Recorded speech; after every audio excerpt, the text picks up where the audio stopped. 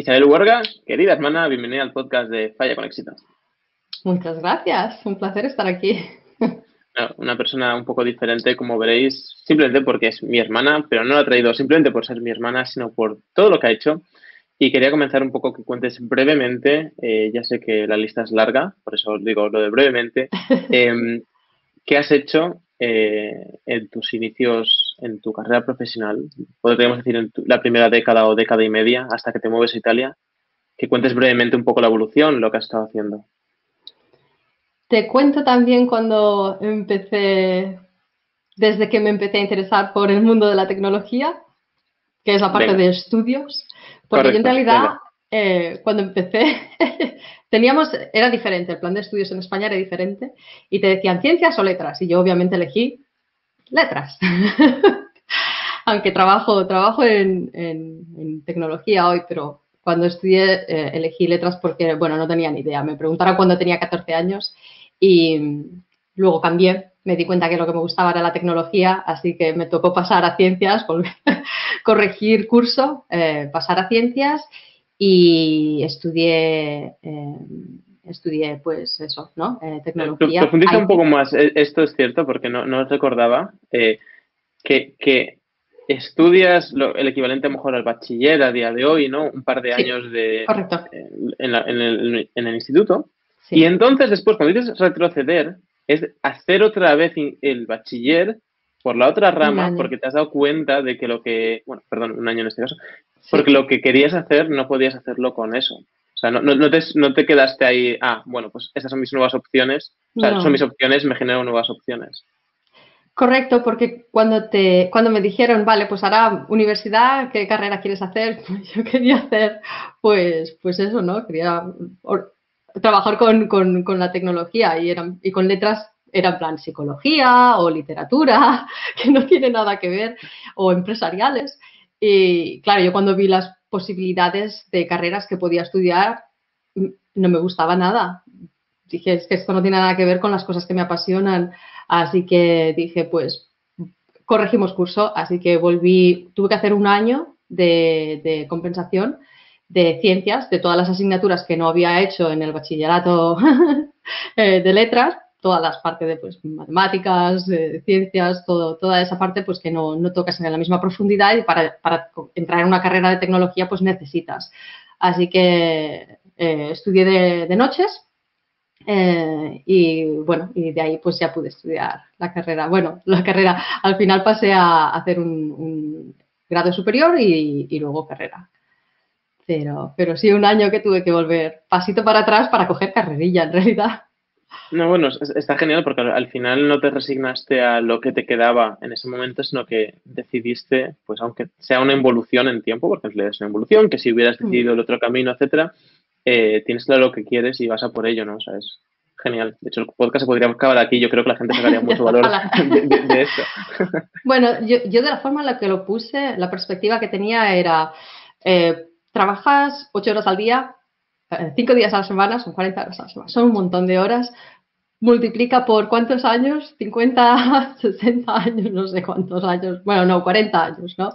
Que toca trabajar. Y yo pensé, bueno, pues 40 años de dedicación de tantas horas a la semana haciendo algo que no te gusta son muchos años. Por el otro lado, en la otra mano tenía, bueno, un año de repetición, de volver atrás y un año para atrás, pero bueno, pero potencialmente la ganancia es 40 años haciendo algo que me apasiona y de hecho es el resultado que he obtenido. Así que cuando lo pones en una perspectiva de general, de lo que se dice, ¿no? La big picture, cuando miras la perspectiva general, completa, te das cuenta que en realidad un año no es nada comparado con 40 años de hacer algo que no te gusta. Y aparte pasa, a ser- pasa de ser 40 horas a la semana o 45 en algo que no te gusta a 80 en algo que te gusta, por lo general. Bueno, pero yo no lo veo, también lo puedes, si lo pones así, también podrías decir, ¿es trabajo o no? Si te lo pasas muy bien, cuenta como trabajo, porque te pagan, pero no lo sé, yo prefiero trabajar 80 horas haciendo algo que en realidad a veces te preguntas, ¿de verdad me pagan por esto? Que hacer 40 horas que estás ahí contándolas porque no te gusta, ¿no? Que lo haces solo porque, bueno, al final de mes me dan un sueldo. Pero bueno, en la primera década, como decía, has tenido trabajos, a pesar de ir dando pasos en una línea, Sí. ¿no? Y persiguiendo objetivos, has tenido trabajos de este estilo, de estos que dices, vale, estoy en camino, pero esto no acaba de gustarme, voy a hacerlo para dar el siguiente paso y para seguir evolucionando. Y cuéntanos Sí. brevemente, así brevemente, Brevemente. trabajos que has tenido y cosillas que has hecho y por qué las has hecho. Buf, he hecho de todo, pero siempre lo que dices tú, yo creo que eso es muy importante porque tenía claro dónde quería estar, ¿no? Una vez tenía claro el objetivo, el cómo llegar ahí se convierte en detalles, se convierte en algo que es siempre temporal. Trabajos he hecho de todo, desde panadera, levantando a las 5 de la mañana para que todo el mundo tenga el pan fresco. Trabajé en una agencia de azafatas, donde daba clases de mecanografía y de informática, básica, muy básica, pero bueno, era por un lado una posibilidad y es eso, y me daba un sueldo con el que pagarme estudios y con el que, bueno, poder permitirme seguir en el camino en el que quería estar. He hecho de todo en realidad. Mi primer trabajo relacionado que ya dije, bueno, vale, ahora ya estamos empezando en el camino que quería, fue como desarrolladora de Java, en Java, que es un lenguaje que no me gusta nada, me río porque cada vez que pienso, madre mía, duré 6 meses porque, y ahí es donde me di cuenta que desarrolladora no es lo que yo quería hacer en el mundo de la tecnología, pero bueno, si no pruebas, no lo sabes, eso yo también lo tengo muy claro, que probar es bueno. Desarrolladora no me gustó, así que trabajé también en un cibercafé administrando sistemas. Luego pasé como administradora de redes, que la verdad me gustó mucho, estuve bastante ahí porque me gustó mucho. Eh, y una vez lo tenía bastante bajo control, pues me interesé también por la parte de administración de sistemas y operaciones. Y cuando estaba trabajando ahí, se puso muy de moda la virtualización de aplicaciones y luego de ahí pues salió la virtualización de servidores y de desktops, de escritorios.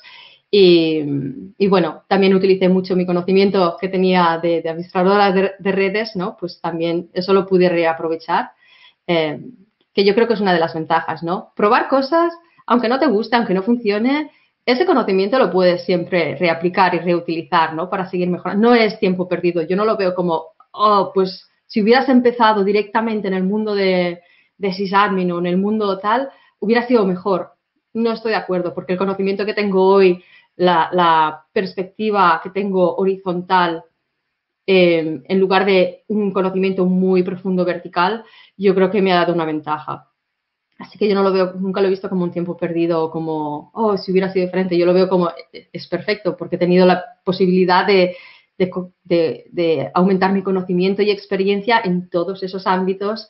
Y yo creo que es eso por lo que estoy donde estoy hoy. Es porque he hecho ese camino. Igual otro camino no me hubiera llevado a la misma destinación. Pero sí, y de ahí de operaciones, pues ya de ahí, ese fue creo que el último trabajo que tuve en España. De ahí ya me fui a Italia. Recuerdo cuando te fuiste a Italia, que hablábamos de esto, me decías, trabajo en una empresa que se dedica a que, me explicaste en plan para tontos, ¿no? O sea, hiciste bien, pues no lo habría entendido y aún así no lo recuerdo bien, pero nos encargamos de que, a lo mejor no fue el primer trabajo en Italia, puede ser, de que la gente pueda trabajar en sus casas sin tener que ir a la oficina. Y yo Correcto. pensaba en plan, esto no tiene mucho sentido, en plan, la gente se irá a su trabajo, a hacer su trabajo determinado. Y tú me decías, no, no, este es el futuro, este es el futuro. Bueno, ya me decías, no es que sea el futuro, es que esto ya está pasando. Y yo pensaba en plan, pero todo en internet y no sé qué, entonces la gente va a trabajar todo. No lo veía, o sea, es como algo que tuviera mucho sentido para mí en ese momento, que tenía 17 años, que no recordar. Y la cosa es que en muy pocos años, incluso han pasado circunstancias en el mundo que han Mm, hecho que gracias a eso sí, pueda funcionar las cosas, ¿no? es cierto. Sí, bueno, más que en casa era trabajar desde donde fuera que tuvieras una conexión, ¿no? Es no estar limitado a trabajar a ir a la oficina para poder trabajar. Estamos hablando de esta tecnología, es cierto, tiene más de 20 años, probablemente mucho más de 20 años, pero sí es una tecnología que estaba ahí y yo creo que tienes razón, que es una de las cosas interesantes, ¿no? Es muy difícil predecir cómo va a ser el futuro. Y yo esto es una cosa que se lo digo mucho a los estudiantes, ¿no? Cuando dicen, ¿cómo sabías lo que querías hacer? Cuando Y yo cuando siempre digo, lo que quería hacer es un concepto abstracto. No puedes decir voy a trabajar en AWS, porque AWS no existía. Hoy trabajo en AWS, pero cuando quería elegir una carrera y quería estudiar tecnología, no existía AWS, no existía Twitter, no existía Facebook, no existía todas las cosas que hoy forman parte de nuestra normalidad. Todo eso no existía.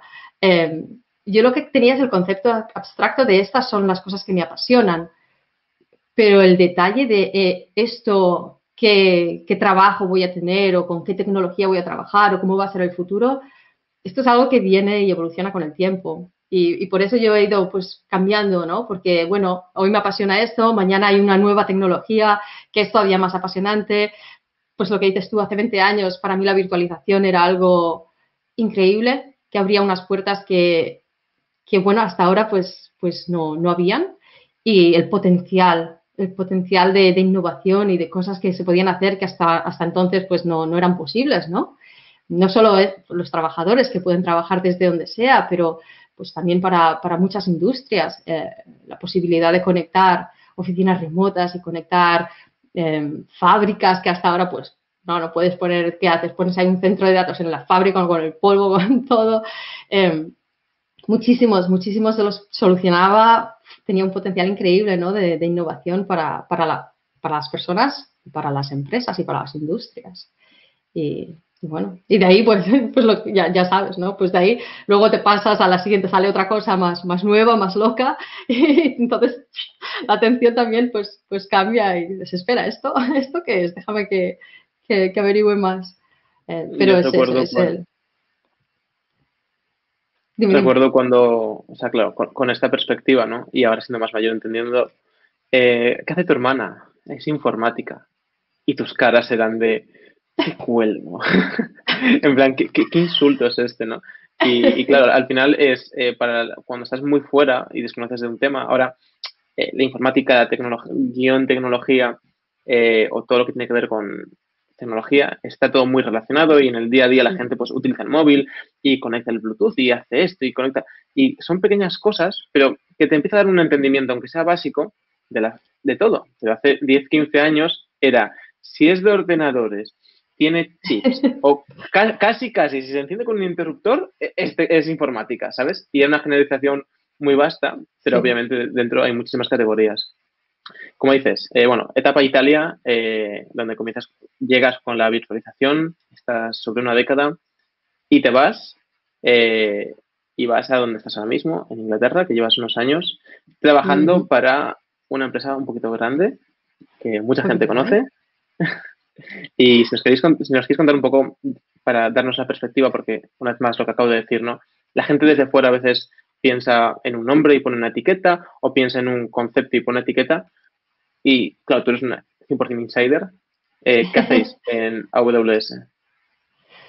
AWS, bueno, AWS es Amazon Web Services, por si acaso alguien no sabe, no sabe el acrónimo. Así que es es una de las empresas de Amazon, ¿no? Amazon yo creo que muchísima gente la conoce por la parte del retailer, ¿no? De la tienda online. Pero Amazon en realidad tiene muchísimas empresas más allá de la tienda online. Y Amazon Web Services, AWS, es una de ellas. Y lo que hacemos es tecnología de la nube, ¿no? Proporcionamos servicios en la nube. Y la forma en que los proporcionamos es como bloques de Lego, ¿no? Que te permiten pues construir lo que sea que te imaginas. Que a mí es una cosa que, bueno, ya sabes que me apasiona. Pero como dices tú muy bien, en realidad debajo de este paraguas de Amazon hay muchísimas otras empresas que llevan innovación, ¿no? Está Prime, la conoce todo el mundo porque, bueno, eres suscriptor Prime de Amazon, pero en realidad tienen también la parte de Prime Air, que son los que diseñan y fabrican los drones. No sé si los has visto, que a mí eso también es una cosa que me apasiona, ¿no?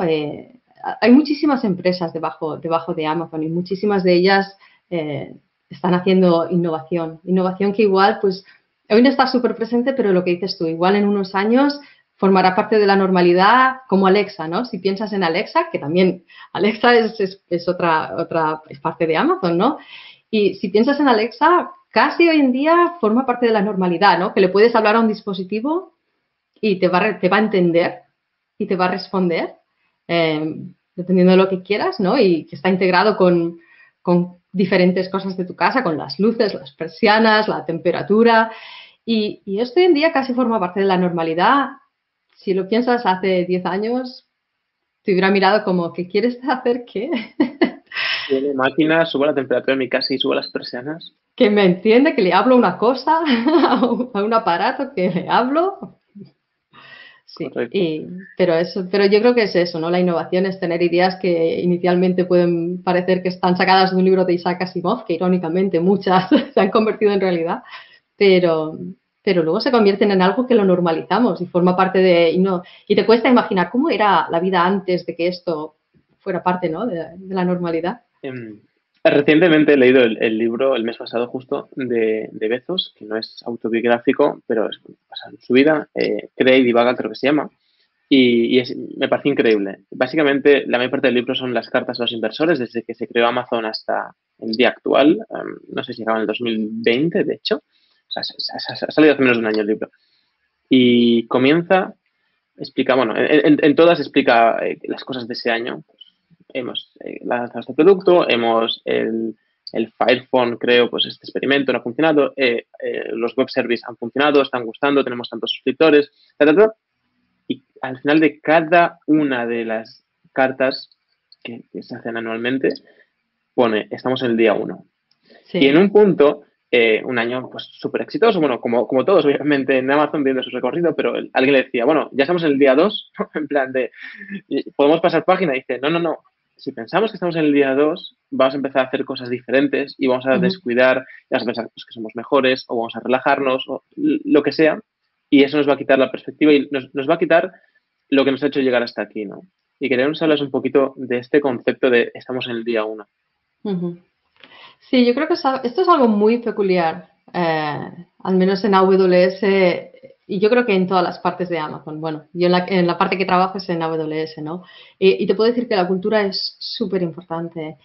Y bueno, todas las empresas normalmente tienen la visión y la misión y es algo pues que, bueno, todas las empresas lo definen, pero una de las cosas que a mí me parece muy peculiar es cómo la cultura no es algo, tenemos los leadership principles, pero no es algo que está, bueno, en un póster en la pared o que, bueno, te dicen el primer día, ¿no? Que entras a trabajar y ya.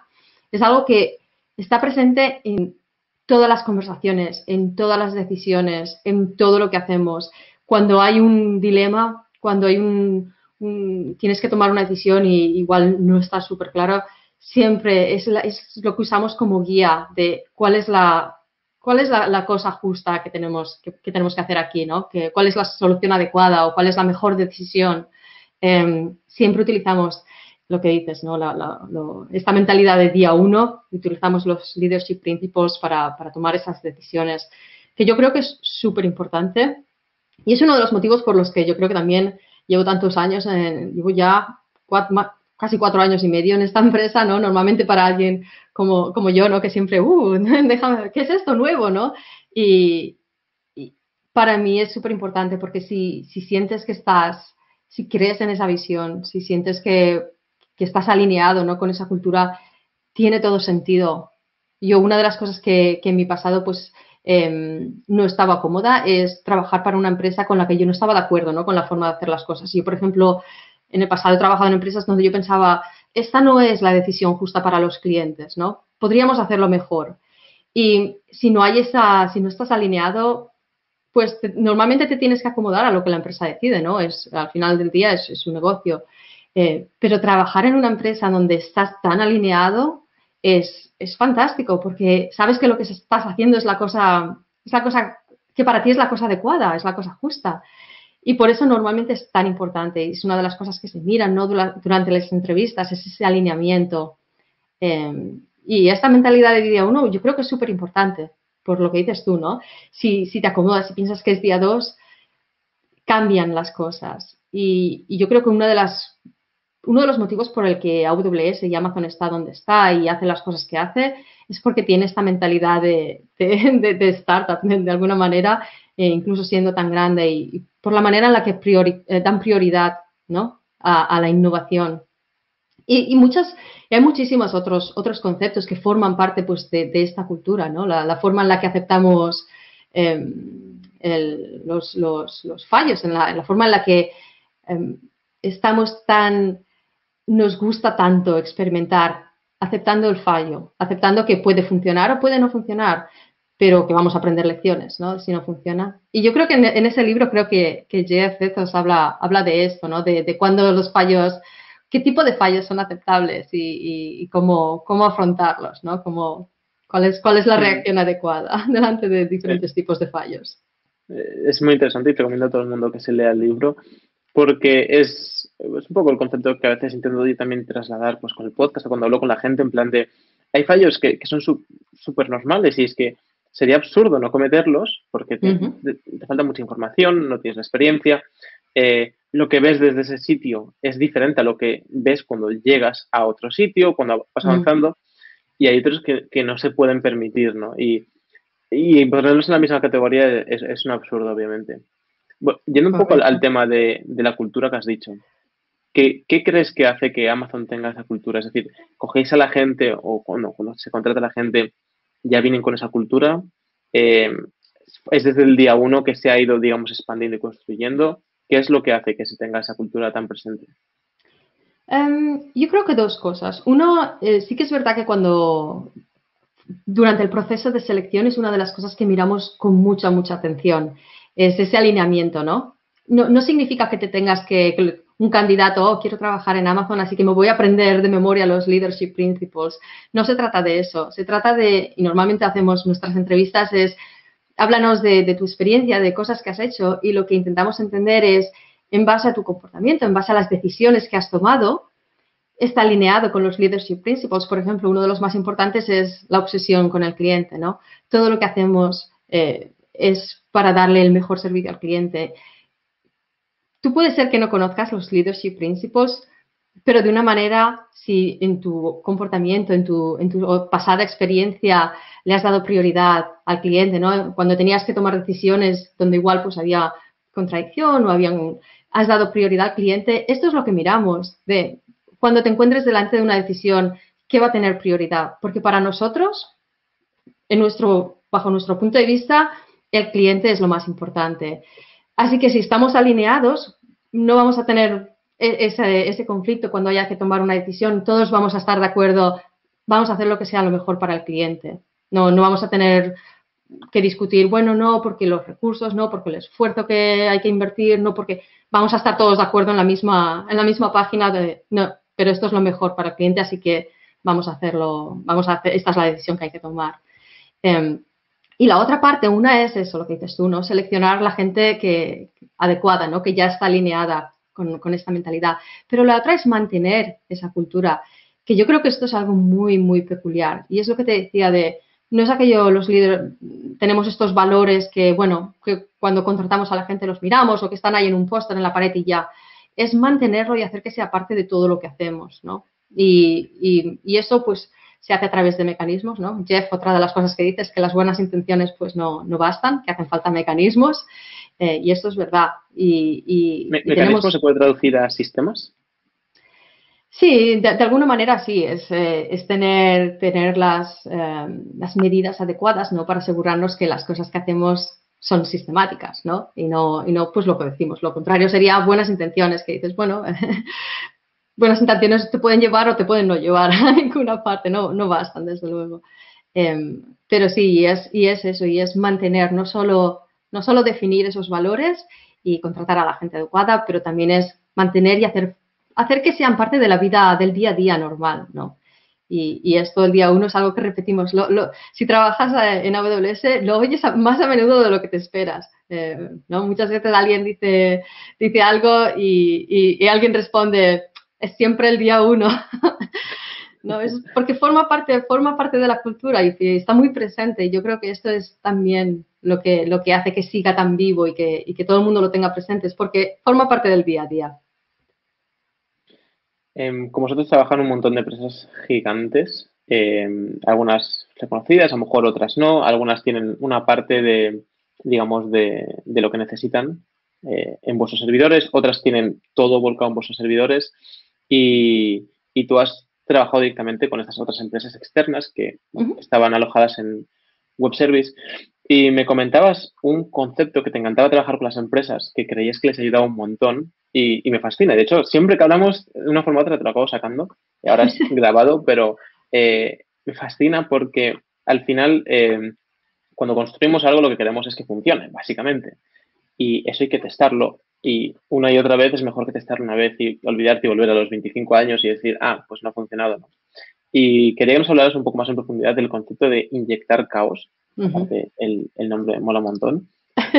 Y bueno, has dado conferencias por el mundo hablando sobre esto y he hecho experimentos con desarrolladores, o no sé cómo se llaman técnicamente, pero con un montón de gente diferente sobre esto. Sí, es un concepto muy interesante y yo creo que también el nombre a veces yo creo que lleva a mis interpretaciones, porque hablamos a veces de ingeniería del caos y la gente que igual no ha tenido, no tiene familiaridad se imagina, hay gente por ahí rompiendo cosas a propósito. No, no se trata de romper cosas a propósito, a ver qué pasa, se trata de hacer experimentos, ¿no? De establecer una teoría, hacer el experimento y ver si el resultado corresponde a lo que inicialmente, a lo que esperabas, ¿no? Y esto con sistemas, pues se trata de pensar, bueno, si mi sistema, yo por ejemplo pienso, este sistema debería soportar una capacidad de X mil o millones de usuarios, de conexiones, de lo que sea, ¿no? Tienes una teoría que quieres validar. Y tú esperas que tu sistema, cuando inyectemos esta carga, va a reaccionar así. Y el primer componente que va a empezar a tener problemas cuando inyectemos una carga superior va a ser este. Y esta es la reacción que espero. Pues igual, pues la base de datos va a empezar a responder más lentamente, ¿no? O tú tienes esta teoría. Estableces un experimento que de lo que se trata es de probar esta teoría, porque eso es lo que te esperas. Porque si pasara en la vida real, tú normalmente vas a tener un proceso que va a decir, bueno, si la base de datos empieza a responder con lentitud, hay que mirar la carga porque normalmente la carga es esto. Así que cuando veas que la carga sube, normalmente vas a tener al administrador de la base de datos ahí pendiente o al equipo de operaciones pendiente de ese componente porque eso es lo que tú te esperas.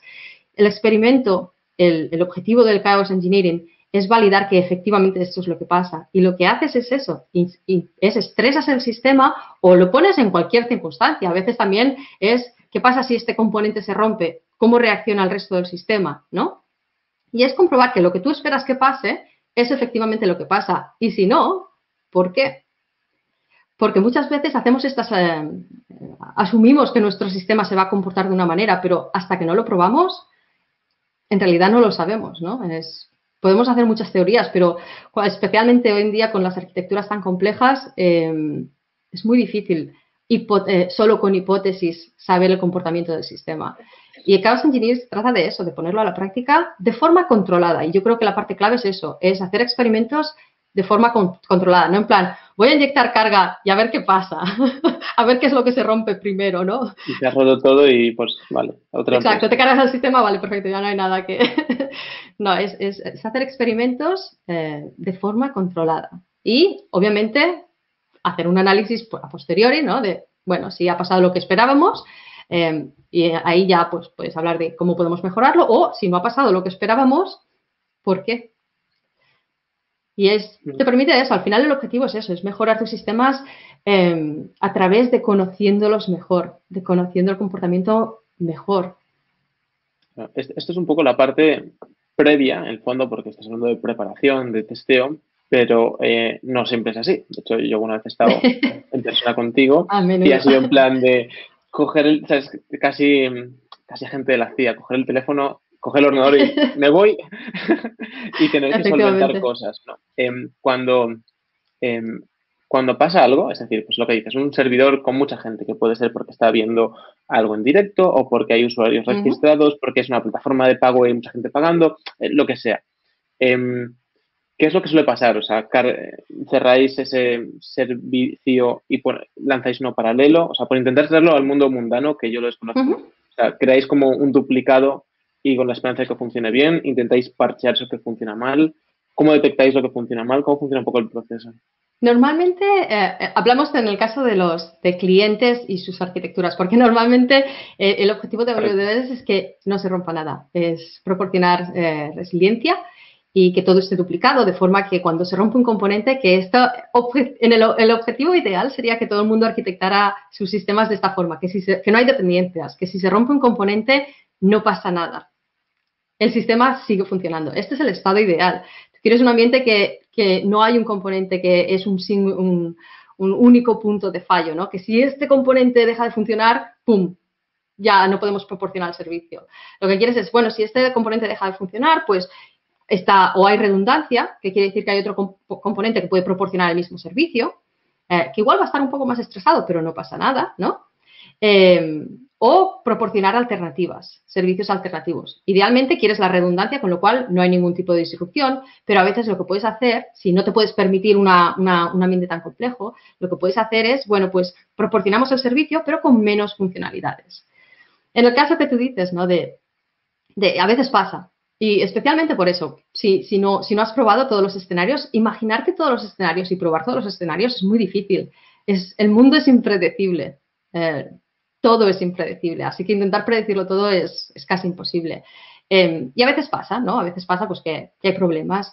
Y en ese caso, pues normalmente una cosa que es para mí fundamental trabajando en operaciones es hacer la parte de corrección de errores o post-mortem también se llaman, ¿no? Pues hay un problema, la prioridad número uno es arreglar el problema.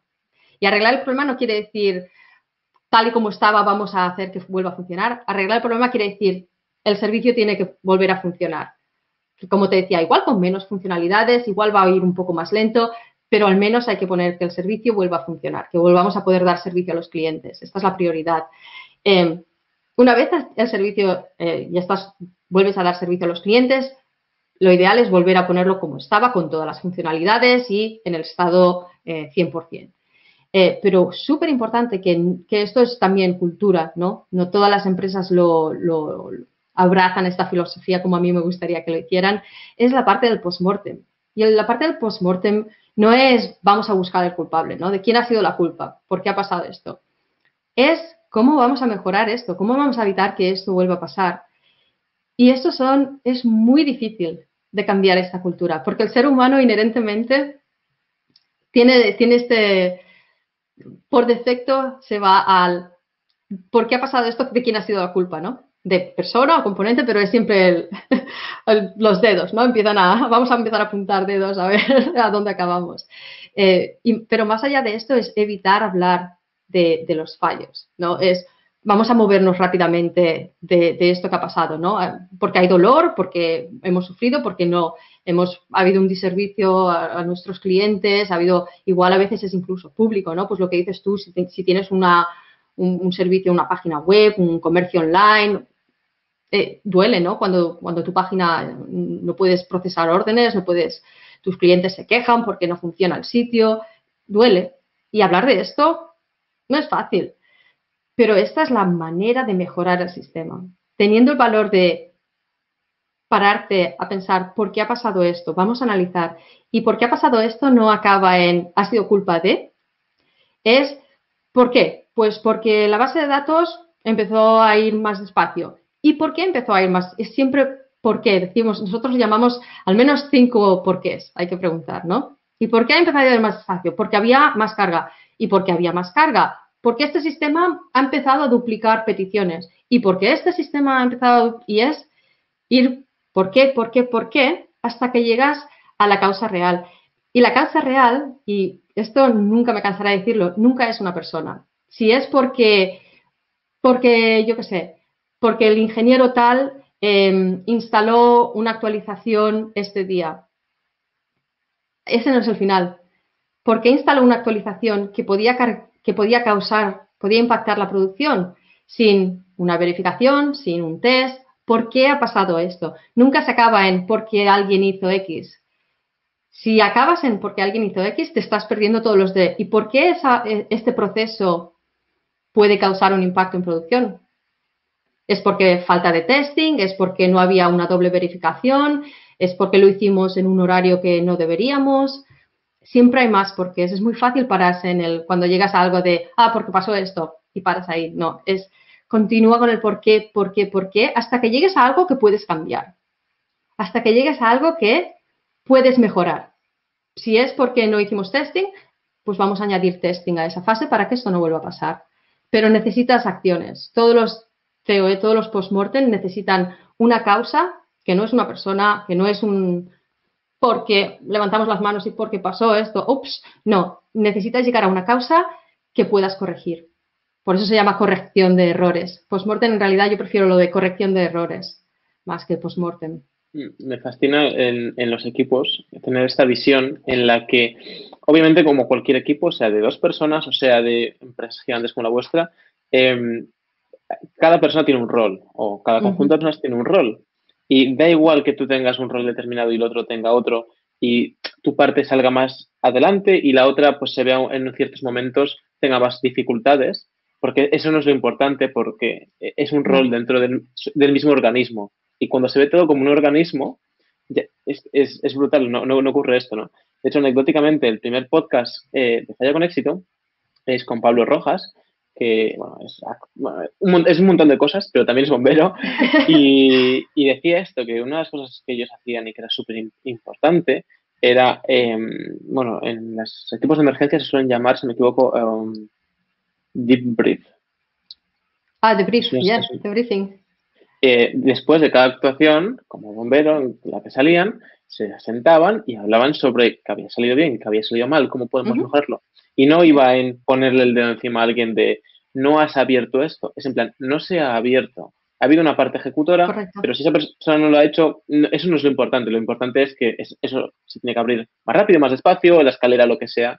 Sí. Y todos los equipos que rinden a un alto nivel, yo creo, los bomberos rinden a un alto nivel, están jugándose sus vidas y las de otra gente o la seguridad de otra gente.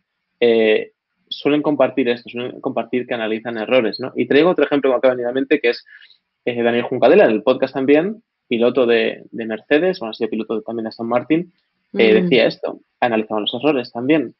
Había una parte previa también entre las carreras de vigila esta curva, aquí se la pega la gente, por ejemplo, ¿no?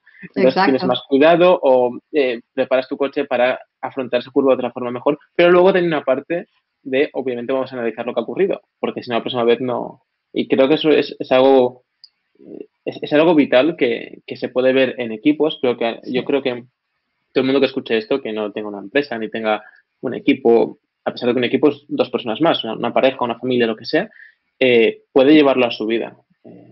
Porque lo puedes implementar en todos los aspectos de tu vida, en realidad. Es perder el miedo a... Tenemos esta tendencia de movernos rápido de los errores, ¿no? De he cometido un error, me voy a distanciar lo más posible. Y yo siempre digo, hay que mirarlos.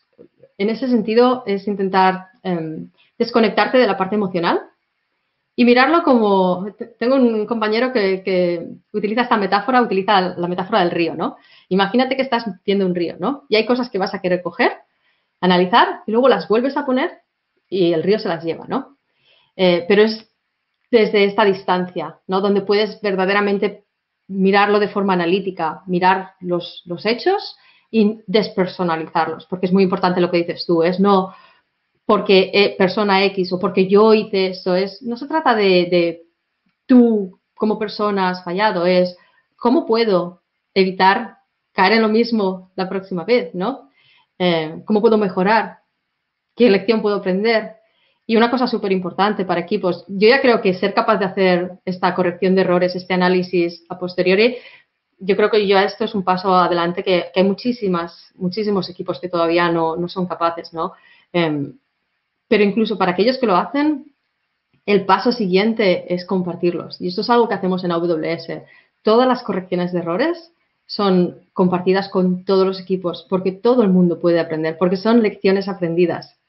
Y igual eso que te ha pasado a ti es algo que yo no había considerado en mi sistema y ahora puedo mejorarlo sin necesidad de caer en lo mismo, sin necesidad ¿sabes?, de tener el problema.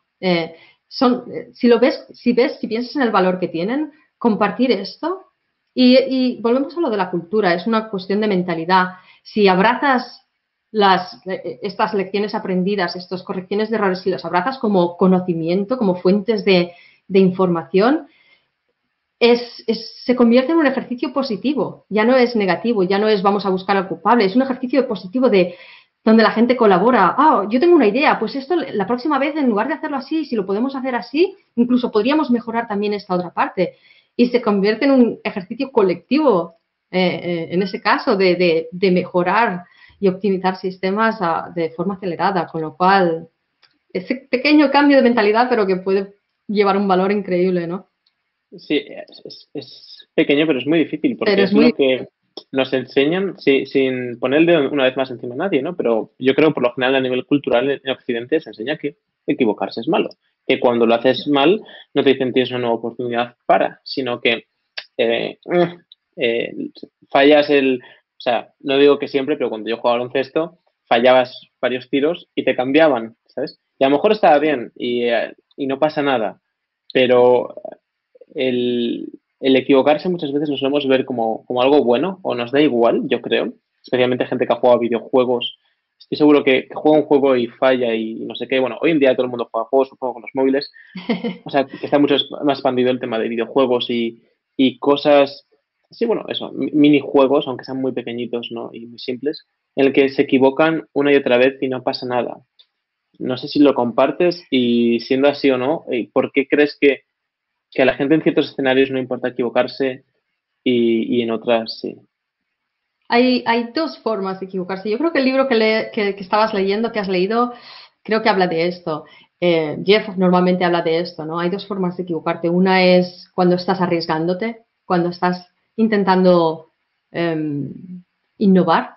Y otra es cuando algo que ya sabes hacer, que en teoría has hecho antes, y cometes, son dos tipos de fallo diferentes, si lo piensas. De hecho, hay en español, ¿cómo decimos? Errar es humano, perseverar es perverso o algo así. Yo Um, conozco esto. algo así. Que tiene sentido. Si te estás arriesgando, si estás probando algo nuevo que no habías probado antes, y no tiene que ser algo radicalmente nuevo, pero si es una situación donde no has estado antes, o lo estás intentando, algo que ya conoces, pero lo estás intentando hacer de forma un poco diferente, si no tienes esa experiencia, por supuesto, puede no funcionar. Es, forma parte de practicar y experimentar y yo creo que estoy totalmente de acuerdo. Tendríamos que tener una cultura más abierta a la experimentación, donde de hecho motivamos a la gente a experimentar y a arriesgarse. Arriesgate y si no funciona, no pasa nada, lo has intentado si te estás arriesgando. Es muy diferente, esto lo has hecho 10 veces y hoy lo has hecho mal. Esto no tiene sentido porque ya lo has hecho 10 veces bien. ¿Por qué lo has hecho mal? Es un fallo de ejecución, no es un fallo de nada más. Y estos son los fallos, estos no hay que celebrarlos porque son muy diferentes, porque no puedes mejorar, ya sabías hacerlo. Eh, es un fallo diferente, pero un fallo donde estaba probando una técnica nueva o estaba probando o había cambiado un poco las variables y porque quería probar algo nuevo, estos son los que hay que celebrar, porque aprendes, porque, oye, mira, había cambiado esto un poco así y no ha funcionado, pues lo vuelvo a poner como estaba, o lo pruebo de una forma completamente diferente que no he probado aún, pero esto hay que celebrarlo y estos son los fallos que se convierten en lecciones. Por eso yo digo, son dos fallos diferentes. Pero desde luego la experimentación habría que celebrarla y los fallos había que abrazarlos como lecciones aprendidas. Yo os articulo como fallos de información completa o de información incompleta. Como concepto de información completa es cuando ya has pasado por ahí y o has recopilado toda la información a través de aprender de otros o de ver lo que sea. Y Ujú. información incompleta es cuando vas avanzando en el juego y tú piensas que esto es lo mejor, pero vas descubriendo que no y no ocurre nada. De hecho, bueno, este va a ser el podcast en el que más cito a otros podcasts. Yo no suelo hacer esto, de referenciar tanto, pero es que justo con Juan Lu Puelles, que es un clarinetista muy, muy top a nivel español, que se ha pasado por el podcast, hablaba de esto. Bueno, el podcast creo que no, de hecho no lo nombró, pero yo he compartido pues, muchas conversaciones con esta persona. Me decía que muchas veces él no estaba practicando y estaba fallando, porque lo que estaba buscando era tocar mal para ver su comportamiento, su posicionamiento de las manos, cómo respiraba cuando sonaba mal. Y entonces, la búsqueda de este error, o lo que puede parecer como un error, era el acierto. Y creo que esta forma de pensar sobre los errores es la correcta. Cuando experimentas, si sale bien, es decir, voy a montar una empresa de móviles y a ver qué pasa, el éxito no tiene por qué que salga bien, no tiene por qué ser que funcione. Porque rescatar a lo mejor la lección es súper importante. Es lo que has dicho, ¿no? Coges la pieza A, la B y la C, voy a ver qué Ujú. pasa. Y si no pasa como se supone que tiene que pasar, puede estar perfectamente bien, porque entonces es lo que no se necesita. O sea, es decir, lo que puede parecer que no es un paso adelante, a lo mejor es el paso adelante. Sí. Porque puede que el que parezca el camino más recto no es el correcto. Sí, y de hecho antes has mencionado lo del Fire Phone, ¿verdad? Sí, Que bueno, yo creo que es uno de los casos que es muy conocido como fallo de Amazon, ¿no? Que pues tenían esta idea súper innovadora de un teléfono móvil. Y si lo piensas, incorporaba muchísima innovación, pero no era exactamente lo que los usuarios necesitaban, ¿no? Hubieron muchísimas lecciones aprendidas, pero yo creo que hay una cosa súper importante de aquí, es que Jeff Bezos no lo vio como él tiene esta mentalidad, no lo vio como, fallo, desastre, vamos a alejarnos lo más posible, vamos a ignorar que esto nunca ha pasado. De hecho, el Fire Phone incorporaba una de las funcionalidades así súper innovadoras que incorporaba, era la posibilidad de pedirle con tu voz al teléfono que una canción. Y si lo piensas, Alexa es lo que estamos haciendo. Le estamos hablando a un dispositivo, quiero esto. Canciones y hoy en día muchas más cosas, ¿no? Pero yo creo que esto es gracias a tener la capacidad de sentarte y decir qué es lo que ha funcionado, qué es lo que no ha funcionado. Pero también eso, ¿no? Coger esas lecciones y qué puedo extraer de esto. Que bueno, otros lo van a ver como un fallo, es un fallo, pero qué puedo extraer de valor.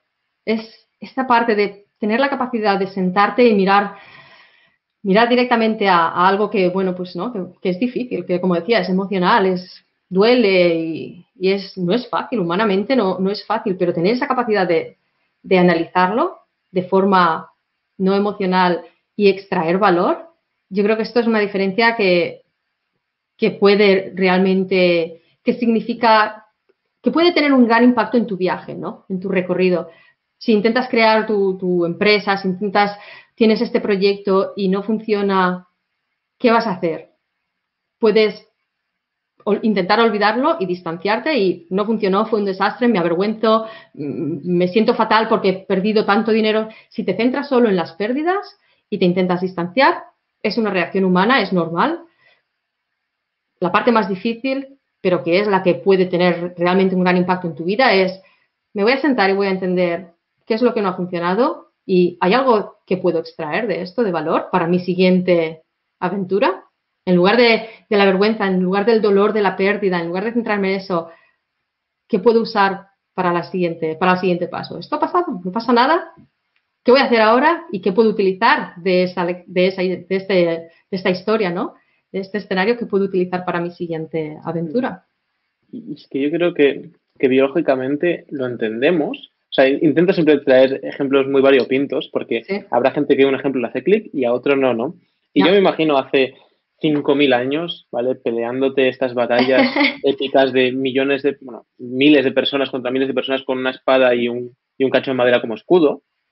Y cuando tú te enfrentas a un oponente, no es el chico joven de 18 años con la piel impoluta el que te daría miedo, el que no le ha pasado nada, sino el que viene con un montón de cortes y heridas. El Exacto. veterano es el que dirías, uff, este. No pensarías, mira, le han cortado aquí, tiene un rascazo aquí, tiene aquí la cara un La poco tocada. cicatriz, claro. Claro, o sea, y me voy un poco a lo exagerado, ¿no? Y hace miles de años, pero es que es un poco lo biológico, ¿no? O sea, es decir, lo orgánico sería, este es Mm. el que tiene experiencia, da igual que se haya equivocado y caído, porque como sigue aquí, es el que más sabe.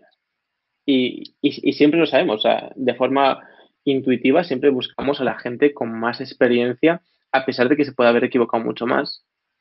cuando queremos aprender, saber de algo, lo que sea. No solemos ir junto a un bebé y decirle, cuéntame tu vida, porque la mía es un desastre. Cierto. Pero yo creo también es poner las cosas en perspectiva, ¿no?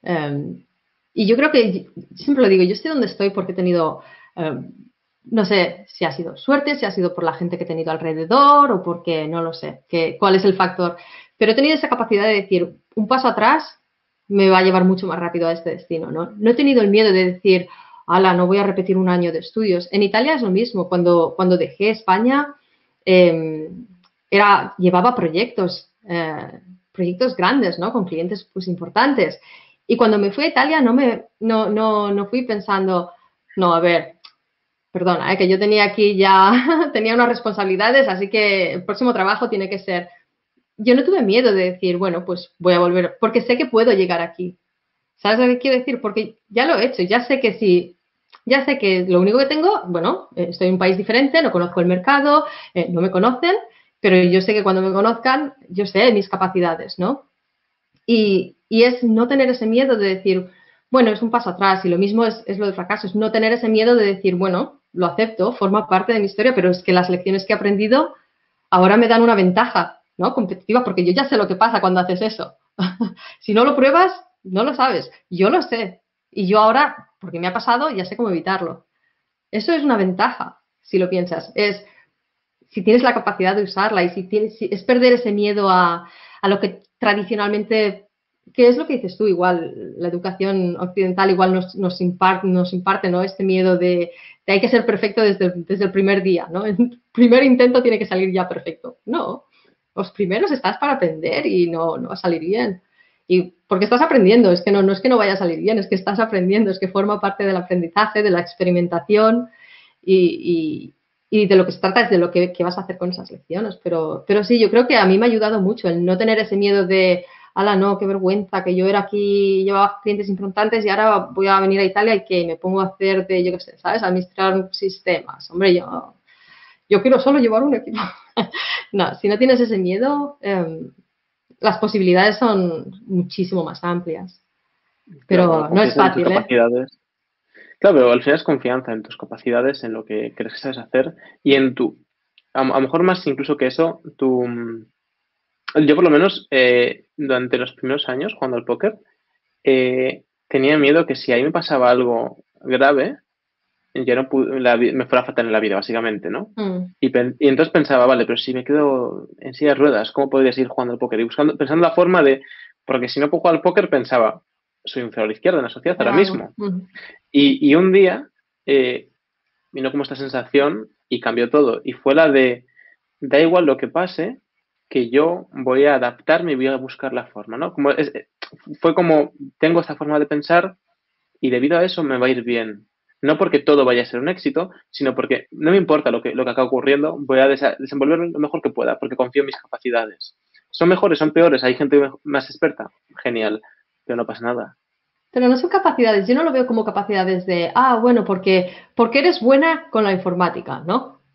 No, mis capacidades es porque no tengo miedo si hace falta poner esfuerzo, vale, es algo que acepto, estoy dispuesta a poner el esfuerzo necesario em, para llegar a donde quiero llegar y porque no tengo miedo de voy a cometer errores y voy a aprender lecciones. Me voy a asegurar de que esos errores que cometo, que voy a aprender de ellos y hacerlo mejor la próxima vez. Esas son las capacidades que yo considero, no lo que sé. Tengo la capacidad de poner el esfuerzo para aprender algo que no sé. Esa es la capacidad que tengo. No es lo que sé hoy, es la capacidad que tengo para aprender otras cosas porque estoy dispuesta a poner esfuerzo. Que yo creo que esto es importante, ¿no? Porque a veces se piensa, bueno, pero es que tú ya tienes ventaja porque sabes de eso, porque no, en realidad no es. Y esto yo creo que muchas veces es muy importante, yo lo digo como, cuenta más la actitud que la aptitud, porque si tienes a alguien que súper experto, pero que ya no tiene la motivación, o si tienes a alguien que no lo ha hecho nunca, pero tiene unas ganas de aprender y tiene unas ganas de hacer las cosas y de aprender y de trabajar con otros si tienes las ganas, para mí eso cuenta mucho más que alguien que es súper experto y no tiene motivación ya, ¿sabes? Así que yo veo eso, cuando digo capacidades no es en plan las capacidades tradicionales, ¿no? Que vemos como experiencia, conocimiento, esas las puedes adquirir. Costará más, costará menos, a veces hay que dar pasos atrás, pero bueno, si estás abierto a eso. Sí, no, y, o sea, lo has dicho, es que eso lo puedes adquirir, ¿no? Muchas veces no nos damos cuenta y acabamos valorando cosas que son fácilmente adquiribles o que no necesitas tener, necesitas saber. Por ejemplo, no necesitas saber mucha información porque la puedes buscar en Internet. Pero a lo mejor sí que necesitas tener esta capacidad de perseverar porque eso no te lo da ninguna máquina. A lo mejor el dinero no es importante porque te lo pueden traspasar y mañana pues es la persona más rica del mundo. Tú a lo mejor estás más cerca, la persona más rica del mundo. Pero la salud no te la pueden pasar, o a lo mejor en cierta medida sí, pero el tiempo no te lo pueden dar. Pero hay otras cosas que sí, ¿no? Entonces, creo que es muy importante, aunque se salga a lo mejor un poco, fijarse en las capacidades, no las capacidades, en cualquier recurso que sea transferible o que no. O sea, el estar tranquilo, la calma, el ser una persona tranquila con tus amistades, eso nadie lo puede transferir. Pero el pagar una cerveza a tus amigos lo puede hacer cualquier persona. Y esa capacidad que tú puedes no tener y te la pueden transferir porque te dan dinero, entonces de golpe ya tienes dinero. Sí, pues, prefieres compartirlo con tus amigos que irte a celebrarlo tú solo. Sí, desde luego. Y también es lo de ser abstracto, ¿no? Con el objetivo, ¿no? O ser, ¿cómo es? Abstracto, sí, tener un objetivo que sea abstracto, más que, y luego pues ser flexible, ¿no? Con los detalles de cómo llegar a ser obstinado con el objetivo y ser flexible con los detalles, ¿no? Que es un poco esto. Yo no empecé diciendo, voy a ser, yo qué sé, voy a trabajar en AWS, no existía. No.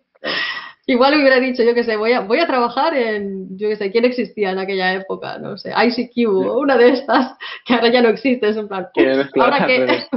Claro, ¿ahora qué, no? Es más que nada tener un objetivo que sea abstracto, ¿no? Bueno, estas son las cosas que me apasionan, estas son las cosas que a mí me gustaría obtener en esta vida, y luego los detalles, bueno, las circunstancias van a ir cambiando, la vida va a ir cambiando, igual tus intereses van a ir cambiando. Es importante seguir el objetivo, pero tener un poco también esa flexibilidad, ¿no? Del cómo, cuándo y el qué incluso. ¿Qué haces en la actualidad en el Amazon Web Service?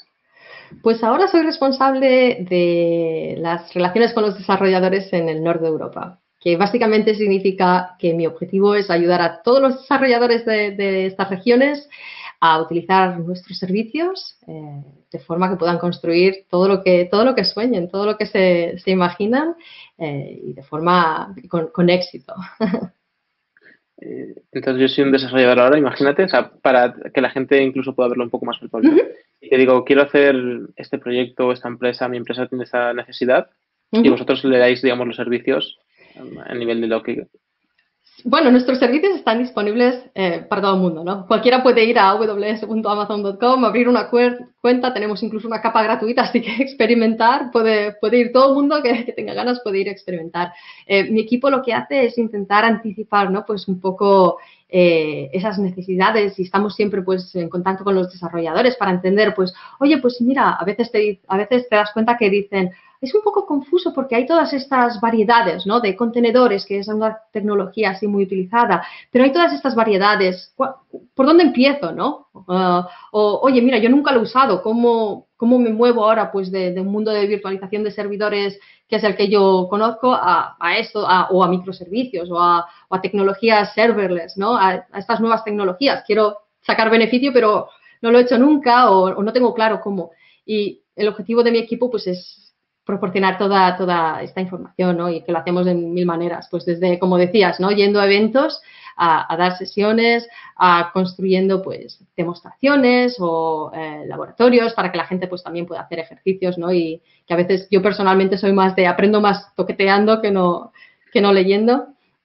Así que es intentar hacer un poco, pues, proporcionar todo este material que ayude a todos estos desarrolladores a empezar a usar estas nuevas tecnologías de la forma más fácil posible, ¿no? Intentar ayudarles lo más posible al final. Cuanto más gente innovando y creando sus sueños haya, pues mejor para todo el mundo, ¿no? ¿Quién sabe cómo va a ser el mundo en 10 años? Así que... Sí, la verdad es que evoluciona rápido y cada vez más, ¿no? De forma exponencial. Exacto. Preguntas finales. ¿Lista? Venga, dispara. Un libro. Un libro, es que me ha sacado a la mente el de Jeff Bezos, que yo lo recomiendo muchísimo, sobre todo para aquellos que estén interesados en, oh, es muy difícil, esto de aceptar los fallos es muy difícil, yo lo recomiendo. Te da esta perspectiva de por qué es tan importante y cómo puede ayudar y ha sido muy importante para él. Así que es un libro que la verdad, bueno, no puedo, no puedo mejorarlo. Lo has recomendado tú, pero es que no creo que pueda Cree y mejorarlo. divaga de Jeff Bezos, para el que quiera. Sí que salió, creo, a principios, el año pasado, ¿no? Sí, es que Bastante reciente. cuando está enumerando las cartas, mis recuerdos que hablaba de la tesitura, lo que pasó el año pasado, el libro, y pensaba, anda, esto es muy reciente. Y no sé si estaba Sí. incluida la carta del 2020 o la del 19, pero bueno, entre la edición del libro y todo, es Las que cartas, sale yo final. creo que normalmente están también, las puedes encontrar. Las puedes Sí, sí, encontrar. Es correcto. que también es una lectura súper interesante, la verdad. ¿Qué te suelen preguntar de menos? ¿Qué me suelen preguntar de menos? Que tú consideres, en el ámbito que sea, algo que tú sientas que la gente pone poca atención. Am, es una gran pregunta. Yo creo que una de las cosas que me gustaría que la gente supiera más es que no se nace sabiendo y que no hay que tener, porque es una de las cosas que veo, sobre todo en el mundo de la tecnología, ¿no? Hay mucho lo de los ingenieros y techies y hay mucho elitismo, ¿no? Hay gente muy buena, increíbles, haciendo cosas maravillosas. Pero eso no quiere decir que porque alguien sea completamente nuevo en este sector no pueda ser el que invente la cosa que nos va, ¿sabes? Que nos va a maravillar a todos. Eh, no se nace sabiendo y todo se puede aprender, todo. Y cuando digo, bueno, todo igual, no lo sé, igual hay cosas que no, pero en el mundo de la tecnología el 99,9% se puede aprender y si es algo que te interesa, que te apasiona o solo que te pica la curiosidad, yo recomiendo no tenerle miedo porque es un mundo muy grande, se puede empezar y se pueden obtener resultados mucho antes de lo que te podrías imaginar. Así que yo esto es igual la cosa que me gustaría quitar, ¿no? Que el mundo de tecnología es o sabes de informática o no sabes. No, incluso si tienes 40 años, 50 años, 60 años, si tienes curiosidad, puedes aprender y construir la nueva app que se va a convertir en, yo qué sé, en el siguiente juego de más éxito. No, es súper accesible y a veces, no sé, ¿cómo lo ves tú? ¿Tú crees que es accesible el mundo de tecnología? Yo creo que sí, que es que lo tenemos tan cerca siempre que en ciertos momentos podemos interactuar mucho con la tecnología sin la necesidad de saber cómo funciona. Es decir, yo ahora voy aquí al cajero, o al cajero, al banco, a la oficina, o al cajero, meto dinero, al cajero. Una máquina se traga mi dinero en euros, que son papeles pintados de colores, y me voy a la otra parte del mundo en menos de 24 horas y meto otra tarjeta, o la misma, o lo que sea, la paso por encima de una máquina que hacer pipí, pipí, pipí. A lo mejor pongo un código, a lo mejor no, y me da algo, o me da papeles, y pienso, anda, ¿cómo han llegado estos papeles aquí? Si yo los he metido en la otra parte del mundo y eran diferentes, y no son los mismos papeles. Y el cómo funciona todo ese entramado bancario no es tan fácil como la gente piensa. Yo no soy un experto en de cerca, pero tiene muchas capas. No es Banco A Desde luego. español le dice a Banco B en Nueva Zelanda, 5 euros, pum, transferencia al instante y ya está. Hay muchísimas capas de intercambio de información, digamos, pero yo no necesito saber eso. Sin embargo, puedo tener unas nociones bastante básicas de, bueno, es que mi banco habla con este otro banco y ahora le debe dinero, os lo cambian y le cobra un porcentaje, una comisión muy pequeña, o no lo cobra porque como lo van a hacer a la inversa. Y esto es un entendimiento de tecnología brutal que estás utilizando, pero no necesitas entenderlo a un nivel súper profundo, ¿no? Sí, pero lo que me refiero es, si por ejemplo dijeras, me gustaría, yo qué sé, me gustaría crear mi propia página web, o por ponerlo de Ujú. forma muy sencilla, ¿no? Sí. ¿Qué no sé, a veces tengo la sensación que gente que no está en contacto con, ¿sabes? Que no trabaja en el mundo, en la industria, dice, ala, desarrollar un juego o desarrollar una página web, esto es súper complicado, ¿no? Tienes que saber de informática, ¿no? Para hacerlo. No, Yo yo creo que creo que es esto, un error eso. Sí. sí, yo creo que hoy en día, que esto es un mito, que hoy en día, que si tienes el interés, que te digo, incluso si te pica un poco la curiosidad, es más accesible de lo que a veces tengo la sensación que hay gente que cree que, no, tienes que saber, yo de informática no sé, y es en plan, si te interesa, es más, te sorprendería, es más fácil Sí, de hecho, de lo que parece. creo que algo que dijiste durante la conversación es bastante importante para esto y es lo de las piezas del Lego, ¿no? Cada pieza del Lego tendrá una complejidad determinada, que es un poco lo que estaba diciendo antes, ¿no? De cada pieza, a lo mejor utilizarlas no es tan difícil, pero si tienes que crear la pieza, a lo mejor ya es mucho más difícil, ¿no? Y hoy en día, pues lo que permitís, por ejemplo, en los web services, que es tú tienes piezas, utilízalas de forma diferente. Es que esta pieza no me sirve, busca otra pieza. No Exacto. tienes que crearla. Y el crearla a lo mejor es la parte que decía, ¿no? Que tienes que ir a un nivel mucho más técnico, pero a día de hoy, no en tantas cosas necesitas crear las piezas, sino que ya existen.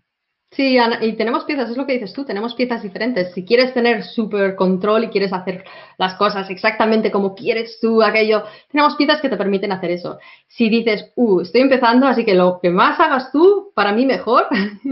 Yo te quiero dar solo un poco de información y tú haces la mayoría. También tenemos piezas así que, bueno, también tenemos diferentes, lo que llamamos diferentes niveles de abstracción, ¿no? De ese detalle pues, de las capas inferiores. Así que dependiendo un poco del control y de la abstracción que quieras tener, que también con las empresas es dependiendo de cuánto quieres gestionar tú o cuánto quieres que gestionemos nosotros, ¿no? Pero es eso, hoy en día hay variedad, no tienes que construirte tú todo en detalle solo, y hay muchas piezas que, pues eso, ¿no? Que ayudan, así que yo diría eso, que empezar es más fácil de lo que puede parecer. Hoy en día informática yo creo que está accesible a mucha gente, a casi todo el mundo.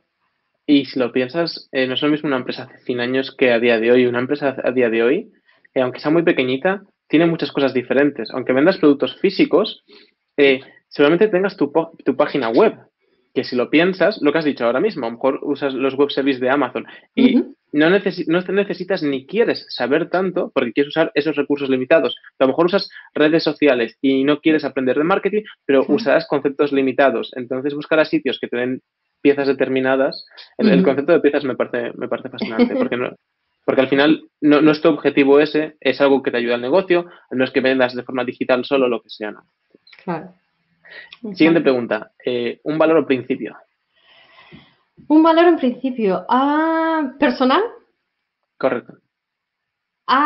Intenta hacer solo cosas en las que creas. Intento no hacer nunca cosas en las que, si creo que es algo equivocado, no lo hago. No formo parte de ello. Y última pregunta. ¿A qué dices que no? ¿A qué digo que no? A menos cosas a las que debería.